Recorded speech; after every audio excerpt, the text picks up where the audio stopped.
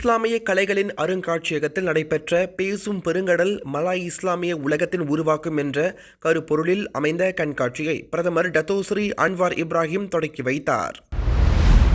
சுற்றுலாத்துறையை மேம்படுத்துவதற்கான அரசாங்கத்தின் முயற்சிகளில் அரசியல், இனப்பிரச்சினைகள் ஆகியவற்றை சுற்றுலாத்துறையோடு தொடர்புபடுத்தி பேசக்கூடாது என்று சுற்றுலா கலை கலாச்சார அமைச்சர் டத்தோஸ்ரீ தியோங் கிங் சிங் தெரிவித்தார்.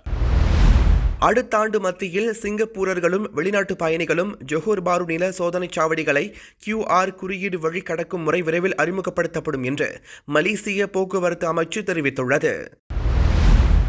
லீ ஜியா அணிந்திருந்த ஜெர்சியில் மலேசிய கொடி தலைகீழாக இருந்த சம்பவத்தை தவிர்க்க புதிய நெறிமுறைகள் வகுக்கப்படும் என்று இளைஞர் விளையாட்டுத்துறை அமைச்சர் ஹானாயோ கூறினார். மன்னார் வளைகுடா பகுதியில் நிலவும் காற்றழுத்த தாழ்வு மண்டலம் காரணமாக தென் மாவட்டங்களில் அதி கனமழை பெய்ய வாய்ப்புள்ளதாக வானிலை ஆய்வு மையம் தெரிவித்துள்ளது. தேர்தலில் ஆம் ஆத்மி மீண்டும் வெற்றி பெற்றால் பெண்களுக்கு மாதந்தோறும் 2100 ரூபாய் வழங்கப்படும் என்று கெஜ்ரிவால் வாக்குறுதி அளித்துள்ளார். சிங்கப்பூருக்கு அருகில் எண்ணெய் கிடங்கை அமைக்க திட்டமிடுவதாக இந்தோனேசியா தெரிவித்துள்ளது. பல வகையான எண்ணெயை சேமித்து வைக்கும் வகையில் கிடங்கு வடிவமைக்கப்படும் என்று குறிப்பிடப்பட்டுள்ளது. அமெரிக்காவின் அடுத்த அதிபராக தேர்ந்தெடுக்கப்பட்டுள்ள திரு டொனால்ட் ட்ரம்பை டைம் சஞ்சிகை இவ்வாண்டின் சிறந்த மனிதராக தேர்வு செய்துள்ளது.